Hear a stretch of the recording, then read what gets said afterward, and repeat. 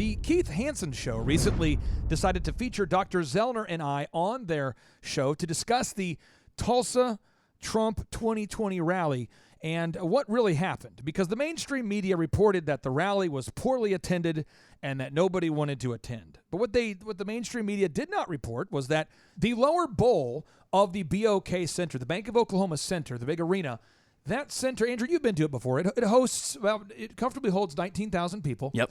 And the lower bowl of the BOK Center was completely full by 4:45. Can you please explain to the listeners why between 4:45 and 7 p.m. no other Trump rally attendees made their way into the Bank of Oklahoma Center? Yeah, when we got there probably at about 5:30, and you arrived at the Bank of Oklahoma Center. Yeah, so personally. We parked. Yeah, I parked. We actually parked at Albert G's. We had to walk quite a ways, so we parked out. We walked in, and there was a lot of protesters that you had to walk through and kind of push through to get into the line. And then finally, when we got there, there was a gate. But the funny thing was, it was closed, and you couldn't get in. You couldn't get in because the healthcare workers decided to leave. Yep. Somebody told them to leave. This is true. And so the only two organizations that I know of that have the authority to tell the healthcare workers to leave would be either A, the mayor of Tulsa, or B, it would be actually the people who manage and run the Bank of Oklahoma Center. But the point is, you were not allowed to enter into the Bank of Oklahoma Center. It's true. And I know thousands of people who were not allowed to enter into the Bank of Oklahoma Center as well. And I know these things because I had a White House press pass, and so I was able to get anywhere I wanted to in the arena, and I could see all of this stuff happening outside. I also have friends and family who wanted to attend the rally who were denied, and they were sending me videos and screenshots. I saw it, but you saw it firsthand. Yeah, I have So photos. you're saying, as God is your witness, you were not allowed to get into the Bank of Oklahoma Center, to watch President Trump deliver his rally. This is true. Yeah, we couldn't get in. There's a lot of us out there, a whole lot of us. And so on today's show, the Keith Hanson Show reached out to us and said, hey, could you guys hop on our show and share about what happened at the Tulsa Trump rally? And so we did that. And so now without any further ado, all things COVID-19, Black Lives Matter, and the Tulsa Trump 2020 rally right here. Our appearance on the Keith Hanson Radio Show. All right. Well, if you had been paying attention to the news recently, President Trump gave a rally in Tulsa, Oklahoma. And this was touted as a miserable performance. In fact, the drive-by media wringing their doughy little fingers in glee that there were so many vacant seats in that arena. So what is the truth behind this? Now, there were rumors that TikTok users, this is this is scraping the bottom of the barrel when we come to social media. TikTok users were supposedly influencing the number of people that were showing up by flooding the registration system with admission requests. Now, if you've never been to a Trump rally before, they put up a website. I forgot exactly what the website is here. I can put it in the show notes. But you go there and you would register ahead of time. And to the best of my knowledge, I don't think, because I've always been a member of the press pool, so I've always had access to the press pit, not going through the general admission phase. But to the best of my knowledge, whether or not you have a press pass, not a press pass, but a general admission pass that was granted via the website or not, it is typically a first-come, first-served basis, with people showing up sometimes 24 hours in advance to attend one of these presidential rallies. I see what happened in Tulsa as an anomaly. This is not par for the course. I think that there are other influences that were at work there. And my next guests, I said plural, would agree with me. Now, this is going to be a fun conversation. Clay Clark and Dr. Robert Zoellner are the hosts of the radio program called Thrive Time Show. You can check out their website at thrivetimeshow.com. That's thrivetimeshow.com. And Dr. Robert Zoellner, he's an optometrist. Check this out. He's an optometrist by trade. He also owns a bank and an auto auction company. We got to find out a little bit more about Clay Clark's background. I don't know if it pales in comparison to the good Dr. Z, but in any event, gentlemen, welcome to the Keith Hanson Show. It is a great opportunity to talk to you and to get some truth about what happened there in Tulsa. Keith, thank you for making a series of poor life choices and allowing us to sneak onto your show. Yes, Thank you. Keith. We really appreciate that. It was funny because when I connected with you guys earlier, I said, you guys have a great, both of you have a great radio rapport here. So I think this is going to be a lot of fun. Well, we have faces that were really built for radio, not TV. Yeah. So This isn't that being helps. recorded That on video. helps. Hopefully. That helps. The nice thing is I can do my show in my leopard skin Speedo underwear. So I just got a visual, Keith. That makes 3 of us. there's Yeah. not enough eye bleach in the world. Wow, we at it. so alike. All right, so let's get started. First of all, Dr. Z, how the hell do you go from optometry to banking and auto auction businesses? Or are you just one of those crazy serial entrepreneurs that loves to have your toes in multiple business waters? Yes, I'm gonna choose B as my final answer. wow. I don't have to phone a friend, but B is my final answer. Wow. And I have sleep centers, I have thoroughbred horse ranches, I have other businesses too that I won't bore you with. But I am a serial entrepreneur trapped in an optometrist body, and so I love creating. I love building new things, and that's what our show's about. Thrive Time Show is that we try to help people start and grow and keep open. I know that's a crazy theme right now in this country. Keep open a business. But So see, you started with a silver spoon in your hand. You started off as a dishwasher. no, I know it's 13. So Okay. I mean, yeah. So I learned everything I need to know there. I'm just going to sit back and let you guys roll with this for the next, I don't know, however long. Sorry, I just want to make sure. People always think he arrived here from Mount Awesome, but really he Yeah. did start off as a dishwasher, Keith. Yeah.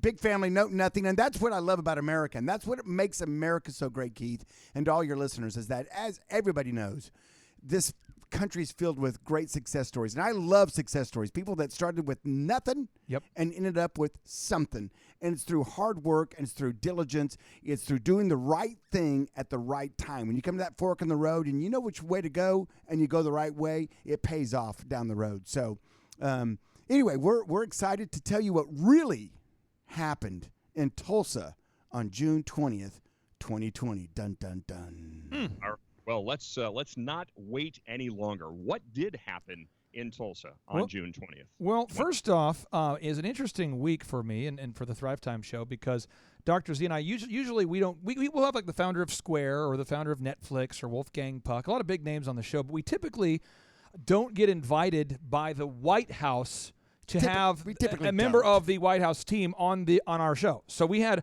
Hogan Gidley, the White House's deputy press secretary. There people reached out and they asked if we could have him on the show. So we had him on the show. Well, then they reached out and said, Clay, would you like to go to the Trump rally as a member of the media? So I got a White House approved all access pass to go. So I was excited. I have 5 kids. In Oklahoma, the vast majority of people are understanding that as the number of cases goes up, but the number of hospitalizations and deaths does not go up, that actually is a sign that the virus is less dangerous than we thought. And the average of Oklahoman recognizes that Neil Ferguson's models that predicted 2.2 million Americans would die were wrong. And so we were not afraid. We were excited. A lot of us were excited. I don't know if a million of us were excited. I don't know if the TikTok thing was, I don't know the real numbers of how many people were excited, but I know that I got there at 1 o'clock. I arrived at the media tent with my White House approved credentials. And at 3 o'clock, I was finally allowed in because they had to do temperature checks and all these different things. Now, I was baking in the sun, though, because, it was hot. It's Oklahoma heat. It's hot. And so It's I used June. some water bottle technology to keep my forehead cool, so that way my cranium would pass the test, because they did a temperature test they on turned your a lot of forehead. people away A lot of because they people were got too turned hot. away. They were too hot because you're out in the sun waiting for hours. So that dampened dampened the audience a little bit. But I got in, and at 4:30, I am happy to report, as the Lord is my witness, who witnessed this event, looking down from heaven on high. The lower bowl of the Bank of Oklahoma Center was entirely full by 4:45, 4:30 in the afternoon. Now, the event took place at 7 p.m. So my wife was going to be there a little bit later than me, and she had a VIP ticket. And I called her and I said, "Are you near?" And she said, "Yeah. People can't go in they can't go in through the front, so I have to go in through the VIP entrance." So she showed up in like a kind of a tour bus kind of a thing. Now, why couldn't they go into the front entrance anymore? Because the health care screeners left. Interesting. So they left, Keith. Somebody told them all to leave. I don't know. And there's only 2 people that could have told them to leave. It could have been the leaders of our city, or it could have been the leaders of the Bank of Oklahoma Center. But they were told not to screen any more people, because when you arrived at the arena, they wanted us to sit every other seat, and the Oklahomans would not do it. So therefore, we had hit their capacity that they wanted us to have at 4:30. So from that point forward, forward, they went out of their way to make it impossible to get into the arena. And I know this because I took my White House press pass and I went out to the front and I saw thousands of people. See, it's a glass facade. Oh, yes. And I saw thousands of people being denied. And I called my friends and family who wanted to attend, and they said 5 blocks away, where you're supposed to go through the health screening tent, everyone was being denied access. So I called a friend of mine. He's an Uber driver. He said that he was picking up people left and right who couldn't go, and everyone was very, very disappointed. And so we were forced to have a half-full arena. Now, I know, especially judging from the Trump rallies here in New Hampshire, that there tends to be, every time that I've been there, it's been a sold-out arena, not a sold-out arena, but a jam-packed arena. And then you've got literally thousands of people that are gathering outside. They typically have the rally broadcast on a jumbotron or a series of screens outside. And usually what I'll do is, and of course, being a member of the responsible media, I'll usually try to find the fire marshal or some representative thereof and say, hey, what's the crowd capacity here? Because it's always interesting to see how various media outlets would number the crowd. CNN says, well, there were 300 people attending, and they'll take a certain camera angle. And Fox News will say, well, there were 3,000 people, and they'll take a straight-on camera angle. So I always want to know, first of all, how many people are actually in the house? And then number 2, how big is the crowd gathering outside? And that's the nice thing about that media pass, is that you can come and go with a relative degree of ease. It's not like, general admission, where once you're in, that's it. If you leave, you forfeit, stay out, and we're going to give your seat to somebody else. So I've always kind of moved around during these rallies. And I have to tell you, it's always amazing to see a crowd that is equal to or larger outside of the venue than what's actually gathered inside. And so what you're saying is you were seeing the exact same thing, large numbers of people outside who were not being permitted to enter the rally hall. Now check this out, okay? So you have the Bank of Oklahoma Center, if you can picture it. It looks like the big, we call it the duct tape center. It looks like a big roll of duct tape. And that thing seats 19,000 people. And so the lower bowl, I don't know how many people that is, but it's roughly half full at that point. And it was half full with people coming in, quickly at 4:30, 4:45.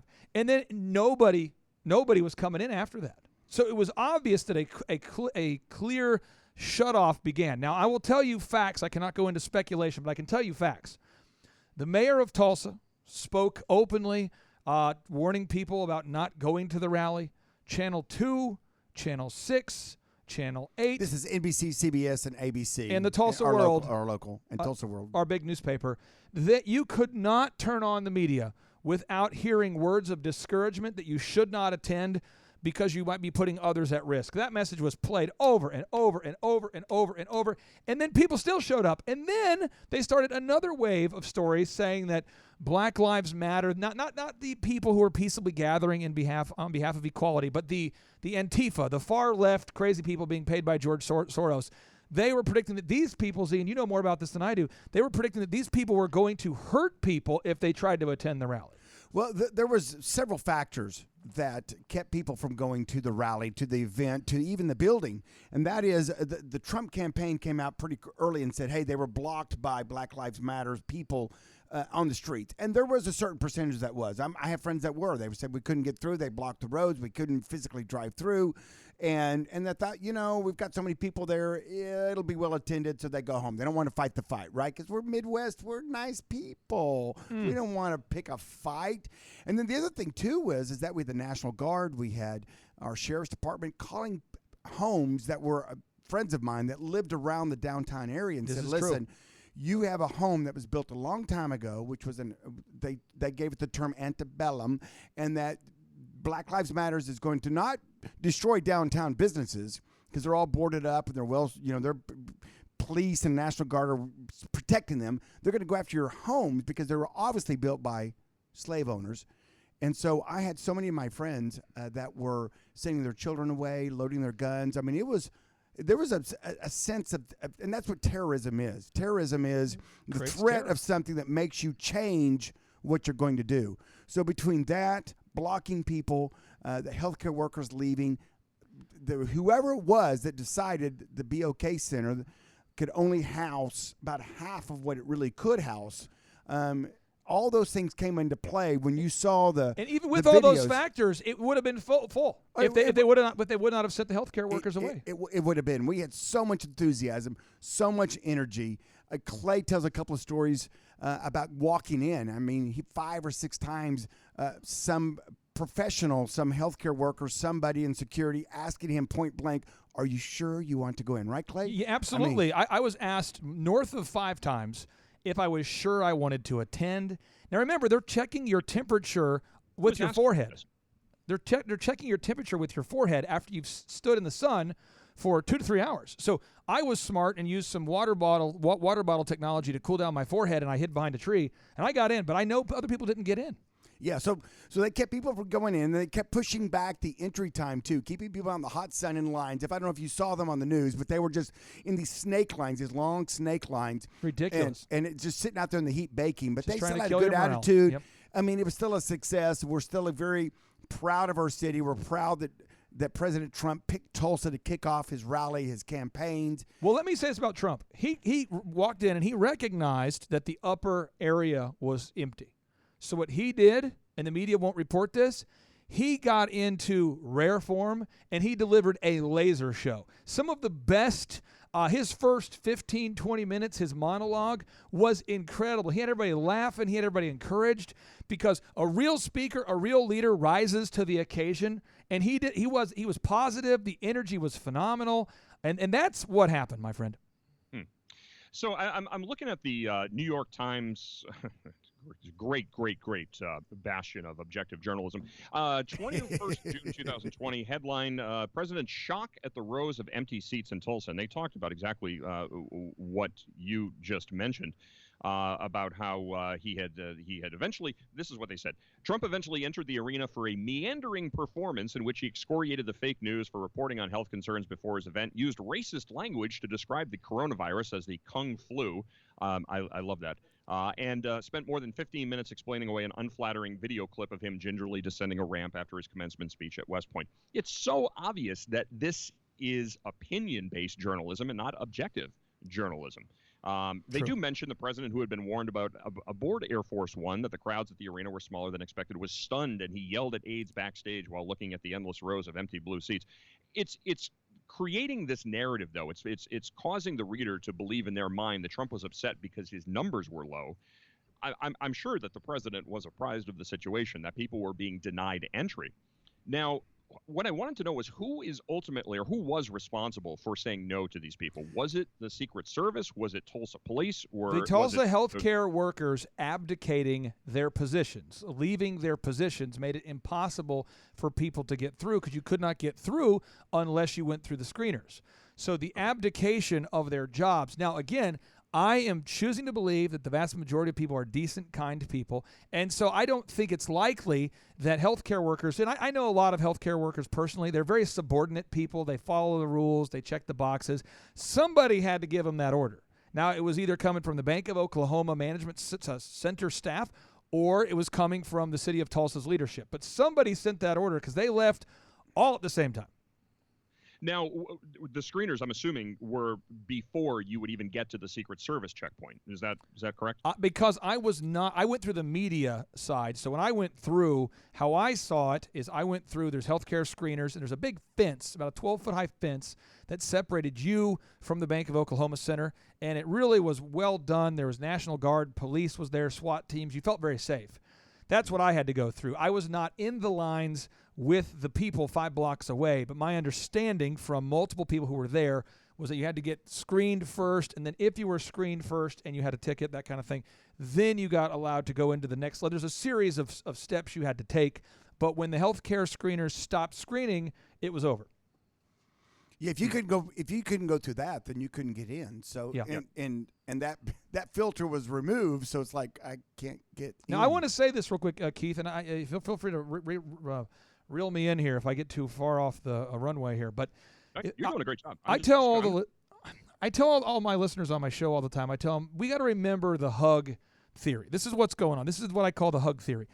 This whole COVID-19 chaos started with hugely inflated predictions. So remember the H, hugely inflated predictions. The U the ugly truth that the number of cases, the number of deaths have been grossly inflated. And gee, the only solution is they have to grab away your freedoms. You have to stay home. You have to wear a mask. It's all about the HUG. And the one thing we all need is a hug, and we can't give each other a hug. So now enter in the new phase. We have Black Lives Matter. And so we're talking about, oh, look how bad the violence is, even though the statistics don't show how bad the statistics show that there's not as much cops versus black crime as they are making you believe. In fact, they show there's a lot of black on black crime. But again, the media just runs with that narrative, hugely inflated numbers. The ugly truth, they lie on statistics and half-truths. And then, gee, we got to grab your freedoms. We got to in Canada, we got to grab your guns. In certain states, we got to quit selling guns to you. You got to stay inside. We need to bow down. We got to tear down your statues. I mean, and now they're talking about tearing down Jesus statues. And so I thought, you know what? I'm going to look into this. So you look at it, who's behind Black Lives Matter? Where if you look at the co-founders of Black Lives Matter, they're on Twitter talking about Marxism. This isn't me saying that. That is them talking about it. And if you say, well, who's behind the big inflated numbers of the COVID-19 predicted models, the predicted deaths, that's Neil Ferguson. Now, Neil Ferguson, for anybody, just for a laser show, everybody look up Neil Ferguson. Oh, yeah. Look up Neil Ferguson. Type in Neil Ferguson, Abdul Latif Jameel Institute. He was the director of the Abdul Latif Jameel Institute. And you say, well, Clay, who funded the Abdul Latif Jameel Institute? Amazon. So Amazon, everybody type it in. Amazon invests $750 million into the Abdul Latif Jameel Institute. So the biggest benefactor of the shutdown is Amazon. Everyone's staying at home buying stuff.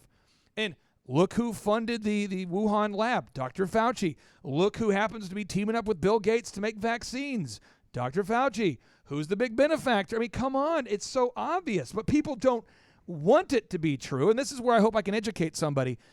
Just because you've dated somebody for a year or two and now you're married to them doesn't mean they're a good guy. And so we all know somebody who married the wrong person, but because they're so emotionally invested in telling you that they're a good person, they can't wake up. One by one, people are losing their freedoms and they're losing their common sense because they don't want to have to delete the 407 Facebook posts where they were shaming people for not wearing masks. But I'm asking your listeners, are you up to the task of not wearing masks? Also, I wrote a book called Fear Unmasked. Fear Unmasked. Represented by Esther Federkevich. This is Tim Tebow's agent. Squeaky clean Tim Tebow, his agent, Esther Federkevich. The book has no cursing. It is fact-based. It's banned from Amazon. What? Think about this, folks. We're talking about defunding the police, banning books from Amazon. Why can you buy Mein Kampf, Adolf Hitler's playbook right now? You can buy that on Amazon, but you couldn't buy my book. You couldn't buy my book. So you say, what's our motive? We're entrepreneurs. We're doing well. But if you go to thrivetimeshow.com, that's thrivetimeshow.com, you can download my book, which was banned from Amazon, for free. And it's always going to be for free. How much? For free. The audiobook's there, the like PDF's there. And check this out, Keith. They don't have to give me their phone number. They don't have to give me their email. They don't have to sign up for some mailing list. It's not an opt-in. I've got nothing to sell you. Just get the book, get the truth. Go to thrivetimeshow.com. Click on the COVID Chaos button. It's free. And I cannot tell you how much I appreciate you sharing the truth, my friend. I mean, your show, I appreciate you being at the leading edge of this thing because the truth has got to get out there.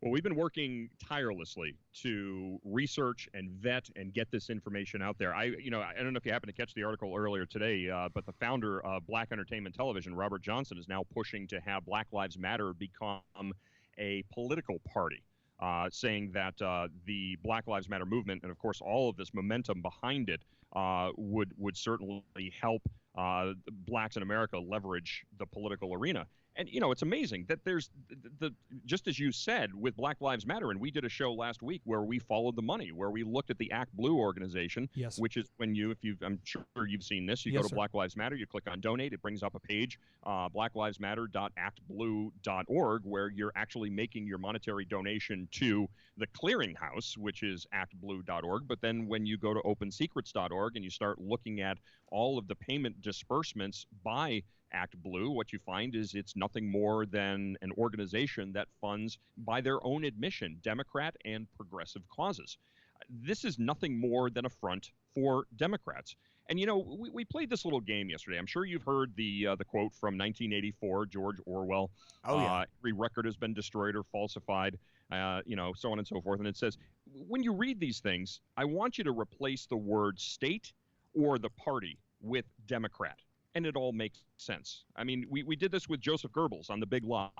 Joseph Goebbels. It becomes vitally important for the state to use all of its powers to repress dissent, for the truth is the mortal enemy of the lie, and thus, by extension, the truth is the greatest enemy of the state. Replace Democrat with state.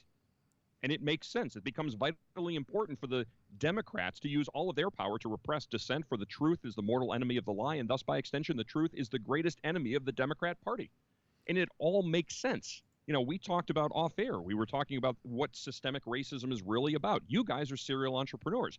You understand this. I'm a serial entrepreneur. I had my first business when I was a fetus, and I will never, ever stop being an entrepreneur. But there are people out there who hate that, because being an entrepreneur gives me an opportunity to maximize the opportunities that were presented to me as an American.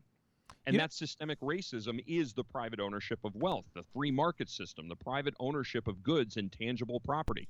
This is nothing more than Marxism. And Black Lives Matter, when you look at what the organizational intents are, it's a social Marxist organization. Yes. Nothing more, nothing Well, less. let me do this. If I can play just a 15-second audio. This is an audio of the Black Lives Matter co-founder. Let me hit play real quick. This is her explaining Black Lives Matter because again, us explaining, it wouldn't be nice if we interviewed the co-founder of Black Lives Matter, that would and then be she really could nice. share about Is her that possible? work. Here we go. I'm going to Can cue it we up. do it? I'll Okay. cue it up. Here we go. Let's do it. I also think that it might, I think of a lot of things. Ideological frame. Myself and Alicia in particular are trained organizers. We are trained Marxists. She just said we're trained Marxists. This is not me saying it. This is the co-founder of Black Lives Matter saying that we are trained Marxists. Now, so it shouldn't be shocking that that a trained Marxist is practicing Marxism. That's just that crazy right-wing conspiracy theory. Remember, Hillary Clinton used to talk about that vast right-wing conspiracy. This is just one more segment of that vast right-wing conspiracy. At least that's what they say. No, you know what? Everything about Black Lives Matter reeks of Marxism. Period. End of story. And at the end of the day, when you break it down, just as we did with the systemic racism argument, ultimately what it boils down to is the private ownership of wealth. And why is there this massive push to defund the police? Because police, in the eyes of Marxists, are the ones who protect interest in private property and wealth. That's so true.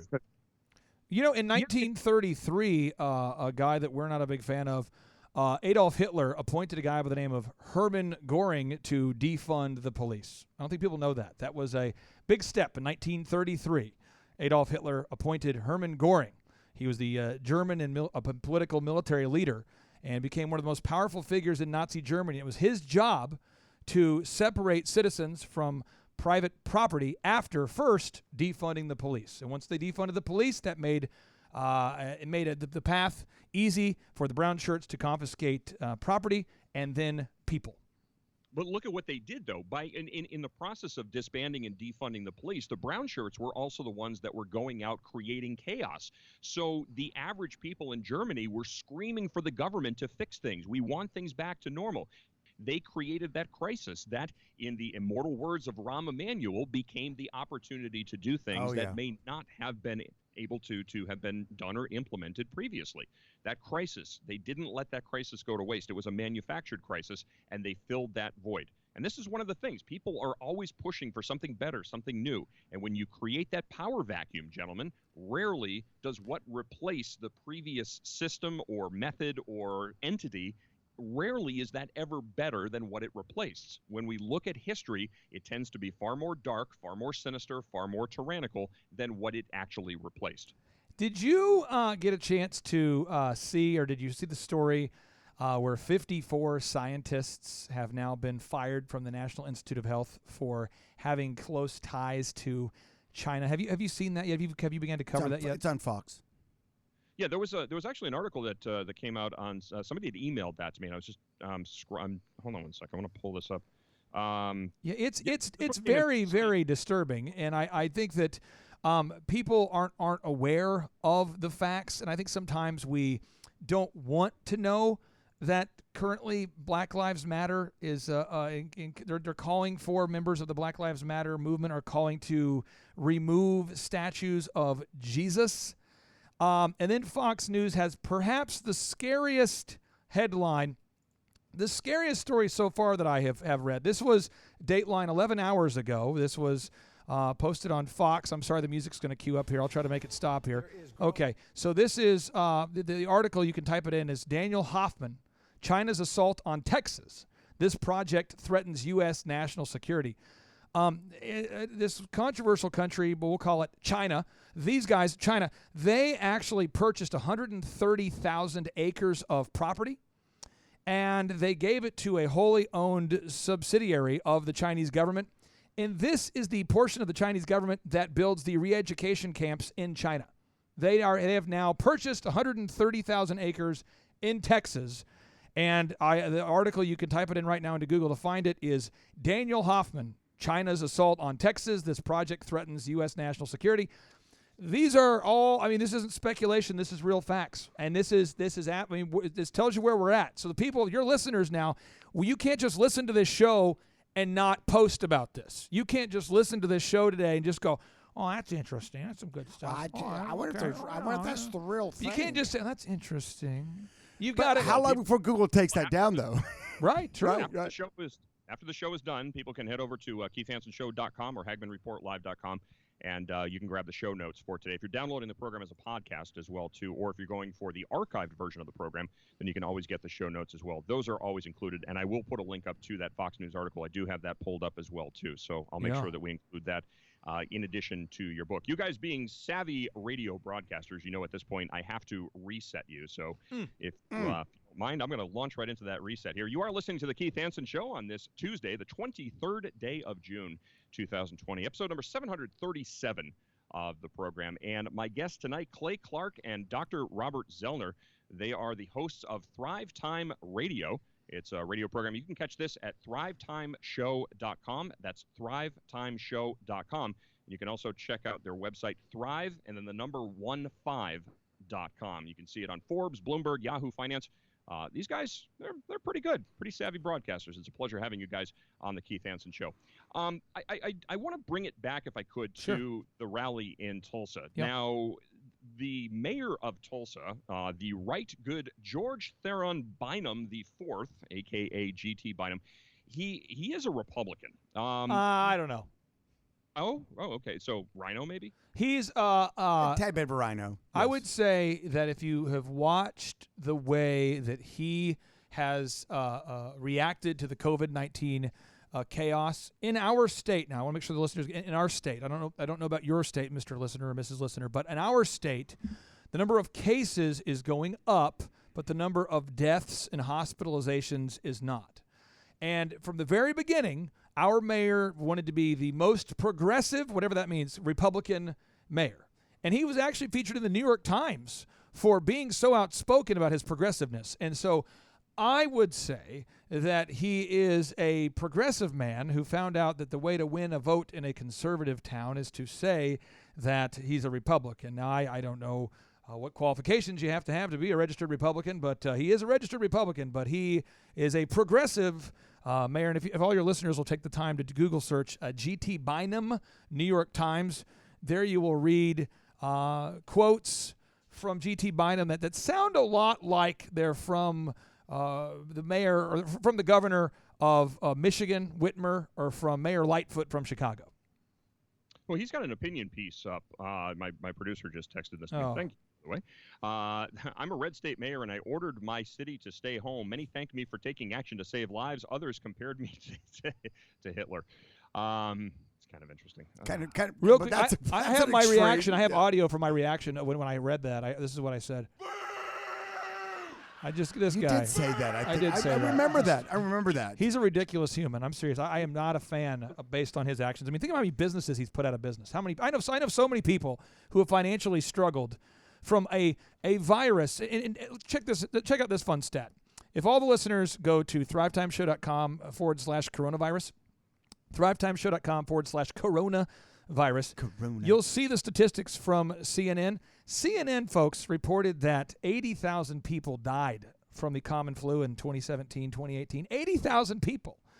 But with the flu, when people were dying of heart attacks and other things, we didn't say they died of flu-like symptoms. Influenza. But I know now. I now know. I don't know a lot of people, but I know two people that I know very well who called in via telemedicine and called in and said, "I've got a cough. I got certain things," and they were told you have COVID-like symptoms. And then the hospital gets $13,000 for this. We interviewed Lindsay Blankenship, a nurse practitioner from Alamosa, Colorado, who explained in great detail the guidelines from the very beginning have been rolled out to create an overinflated number of deaths and cases. I mean, the whole thing. It's just. And yeah, I know. Dr. Birch got on and said she can't believe what CDC is saying. Is this me? Is Fox playing? What's happening? Fox is playing. Am I playing? You're playing. Well, that's actually one of our spots, but I'm not playing a spot right now. That is a I'm spot. not sure how it's playing. That's wow. That's I don't think it's impressive. me. I don't think it's me. That's just radio magic happening right now, folks. Well, we You're can just sit welcome. back and enjoy if they're not paying you guys and they're not paying me, we're not. We probably shouldn't have them on then, right? Because we're about capitalists, right? We're about capitalism. But I mean, so many people now have come out and say, "I can't believe what the CDC numbers are." We had a doctor calling from New York the other day saying had two people come in from a car wreck and they had to put them down as COVID-19 deaths.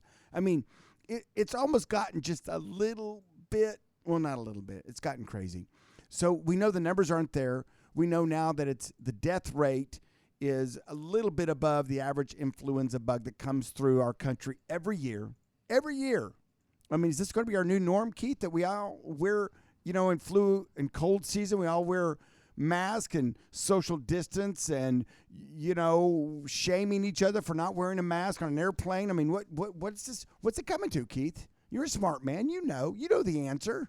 Well, that's one of the things that I said a long time ago is that reject this concept of new normal. And as a matter of fact, there were a number of television commercials. There were different companies that were using the term new normal. It was fingernails down a blackboard to me. When I would hear this is not our new normal. We're not going to cower in fear every time somebody comes down with the sniffles. And whether it's the winter cold, whether it's the winter flu season, whether it's the commie cold, we're not going to live our lives in fear. I'm amazed. I mean, we're going through this heat wave right now up here in New England, Vermont, and New Hampshire right now. We're looking at the past couple of days. Temperatures have been in the low 90s, and I'm still seeing these idiot morons walking around where there's not a single other person walking around with these stupid masks on. And this is our new normal now. This concept that that herd mentality, not herd immunity, but herd mentality, is somehow important. True. And here's the more sinister thing about this, and we talked about this several weeks ago. The issue that I have about this is now, and this also plays in with the whole concept of smash capitalism, smash the patriarchy, eliminate private ownership of wealth. You are being conditioned right now that if you speak out against this, or if you say, no, I want to make my own decisions, I'm going to break away from the herd, make my own choices about what's best for me and my family, I'm going to live my life free of fear, well, now you're selfish. People are being conditioned to believe that by recognizing their individual rights, by demanding their individual rights, by demanding that they exercise their personal freedoms, somehow they are acting selfish. And what reinforces this narrative is when you hear government officials and Fortune 500 companies saying, we're all in this together. No, we're not all in this together. This is not a collective. We are not all just bricks in the wall. We are sovereign individuals, and I will live my life making my choices as a sovereign individual. And how dare you shame me for recognizing and demanding my individual rights? But these are freedoms, gentlemen, that can only be enjoyed and exercised with the permission of government, and if it benefits the common good, because we're all in this together. No, I fundamentally reject that and this concept that this is our new normal. Well, I will say this. Adolf Hitler couldn't be here today because he's burning in hell. But Adolf Hitler once said this in the book Mein Kampf, which is a You can buy that on Amazon right now. you can buy that book. You can't get Fear Unmasked until Elon Musk came out now and you started. can. Now you can because Elon Musk came out and attacked Jeff Bezos for banning books. But Adolf Hitler in the book Mein Kampf, he says this quote. I want all the listeners to really think about it. He says, and he's giving you his pro tips for genocide. He says, if you tell a lie big enough, he says, if you tell a big enough lie and tell it frequently enough, it will be believed. Oh, yeah. So, I mean, this is, imagine, let's go back 4 months in history. Imagine that this was the story. Tonight on CNN, a guy by the name of Neil Ferguson, who's always wrong with his models, and who's the director of the Abdul Latif Jameel Institute, which is funded by an organization and a country, Saudi Arabia, that we're having a price war with, predicts that 2.2 million Americans may die. By the way, this is the same man who predicted that 200 million people would die from the bird flu, and he was wrong. Back to you. I mean, no one would have cared. But instead they said, it's a report out of the UK. It's a report out of the UK. The British report. Stay calm and hide in your homes because it's coming. This is horrible. We need to take a pause. Get out of here. You know, it's just bad. Neil Ferguson. I mean, have you on your show, have you really gone deep into Neil Ferguson and who Neil Ferguson is? Not significantly in depth, but we've done 2 shows on him where what his prediction models were. We've had a couple of physicians that have come on that have talked about his prediction models and just how completely off base they were. I want to give you some Neil Ferguson greatest hits. Here we go. In 2005, so good. Nefarious Neil said 200 million people could be killed from the bird flu. The bird flu. Caw, caw, in the end, only 282 people died. It's like a Hitchcock movie. Now let's do Neil Ferguson. He comes out and he says, "Hey, listen, guys. I know I was wrong back in the day, but here's my new one. 2.2 million Americans may die. 500,000 British may die." And then he comes back out and retracts it later after the businesses are shut down and says, "Hey, whoa. Now I'm off. I'm off. Probably more like 20,000 British deaths, which would mean 500,000 Z is 25 times more than 20,000. So now she's a man. Now work with me on this. This is crazy. This is a crazy idea. That would be like me saying, you really need to meet my good friend. He's an unbelievable show host. This guy, Keith Hanson. Oh, yeah. He seems really cool. He appears to be, and I don't know because I just did it over the phone or over the call-in. He appears to be 150 feet tall. That's my prediction. You think? Oh, I mean 6 feet tall.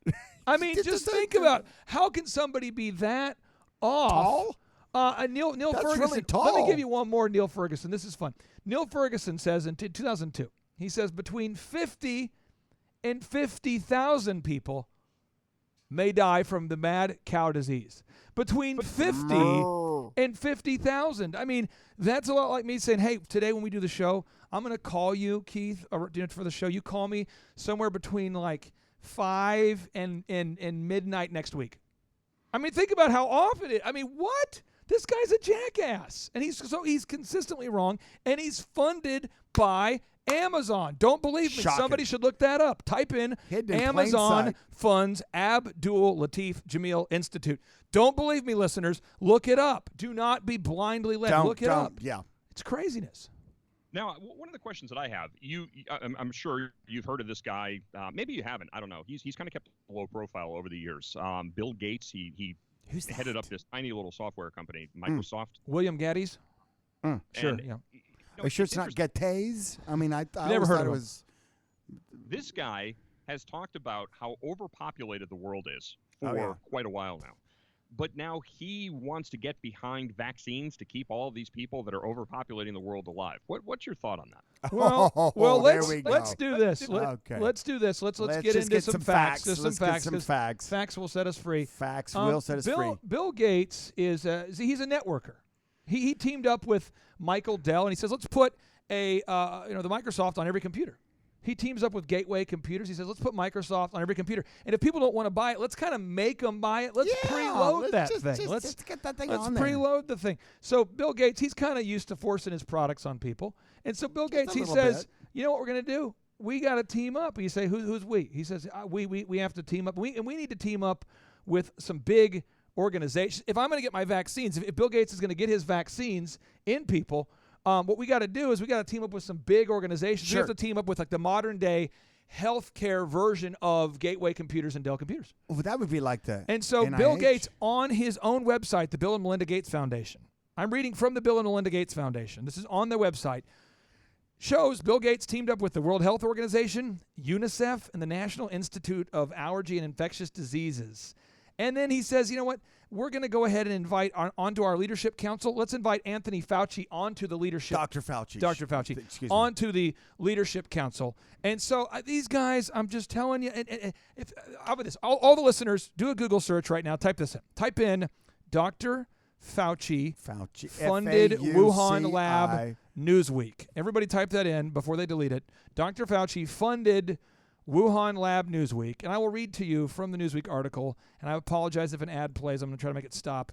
It says here, last year, the National Institute for Allergy and Infectious Diseases, the organization led by Dr. Fauci, who works with Bill Gates, funded scientists at the Wuhan Institute of Virology and other institutions for gain-of-function research on bat coronaviruses. It says here, many scientists have criticized gain-of-function research, which involves manipulating viruses in the lab to explore their potential for infecting humans because it creates a risk of starting a pandemic from accidental release. That can never happen. So I researched gain-of-function. You can't talk about.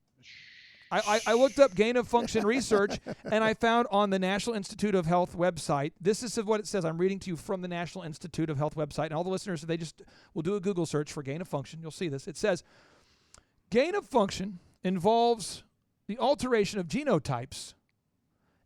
Resulting phenotypes is considered a type of gain-of-function. I don't get it. So I continue looking it up, and I'm looking it up because I'm not that smart of a guy. And I ended up, I talked to a virology expert, and I said, what is gain-of-function research? And he says this. He says, it's research that improves the ability of a pathogen to cause a disease. And I said, so you're saying that you're doing research on how to increase the transmissibility of a virus? And the guy says, well, yeah. And I said, so, and we've had him on the show, Dr. Jim Meehan. I said, so you're telling me that we have to take bats, wrestle them out of a cave, bring them into a lab, take a virus that's naturally occurring out of the bat and try to increase its transmissibility to see if it could cause a pandemic. In humans. Not bats, but in humans. In humans, right. For our safety. Right. And the research is banned from the United States, so we're going to do it in China? I mean, if you called me and you said, hey, guys, we're about ready to be on the show here. Guys, mic check 1, mic check 2, what are you guys doing? And I said, hey, Keith, Z just finished wrestling some bats out of a cave, I've been trying to increase the transmissibility of the viruses that are naturally found in them to see if it could go into a human. Isn't that crazy? I mean, wouldn't you call the cops? I'm trying to make a Batman. If they hadn't defunded your police yet? Batman. Seriously, wouldn't that freak you out? That's crazy. That's absolutely crazy. Now, I was under the impression that the United States had banned the gain-of-function research, but has it been lifted or is it still banned here? What is happening is the United States, we got to a place as a country where we recognized this gain-of-function game isn't good.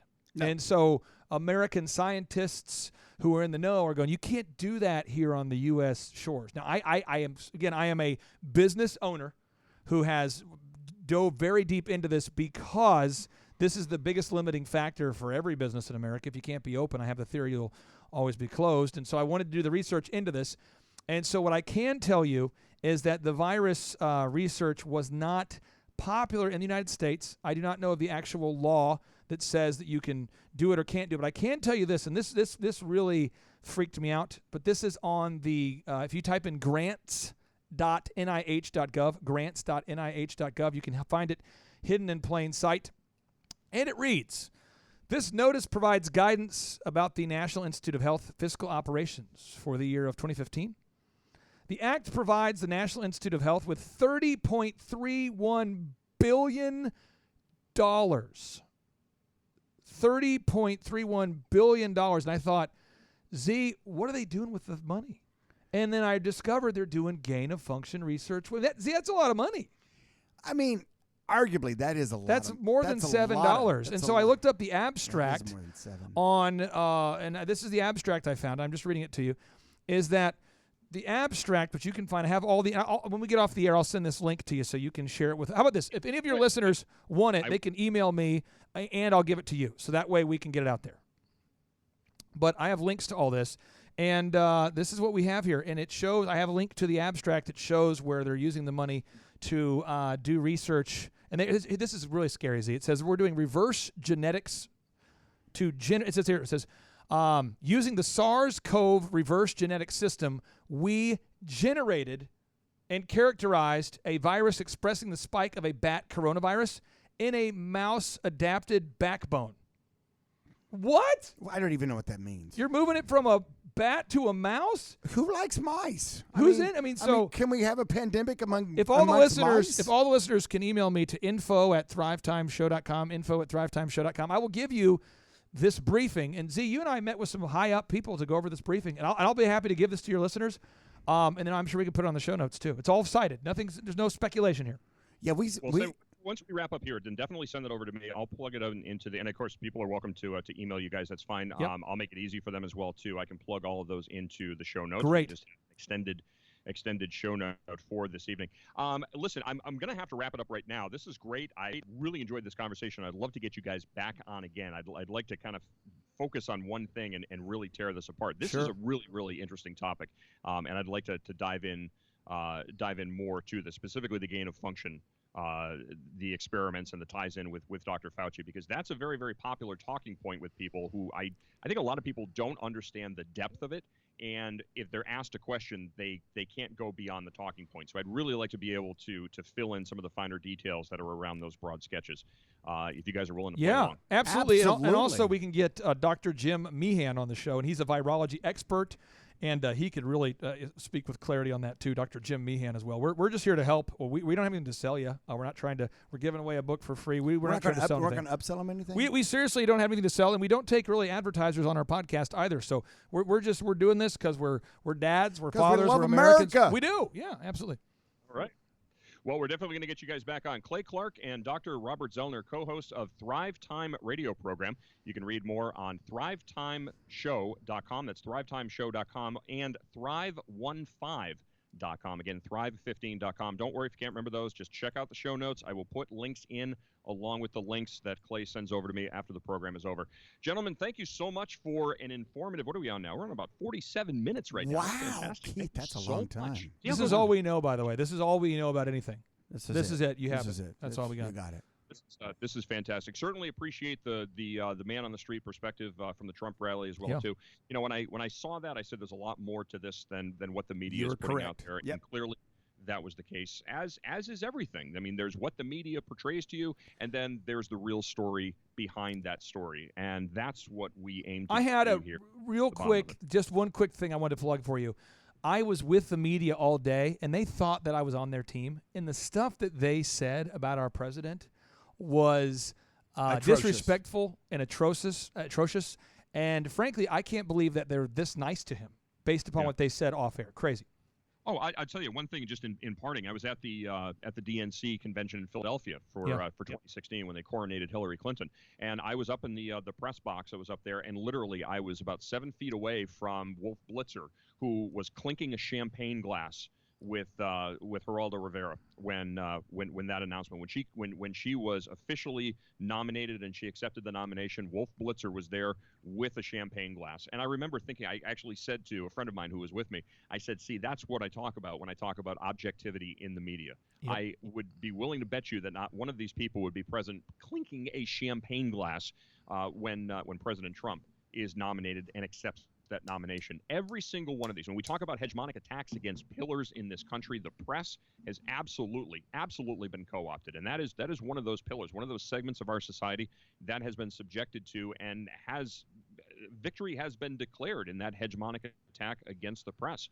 That's why your show, my show, so many other programs out there, this is where people get their information. They get real information because we vet it, we research it, we make sure that we're not bringing speculation and hyperbole and conjecture to people, that we're bringing information that they can actually use to formulate well thought out, critically thinking, or critically thought out arguments and standpoints. That's what we exist for. Truth will set you free, Keith. Thank you, brother. Absolutely. Gentlemen, God bless. Thank you so much. Look God forward bless to you, talking Keith. to you soon. Well done. Be well. Bye-bye. Thank you.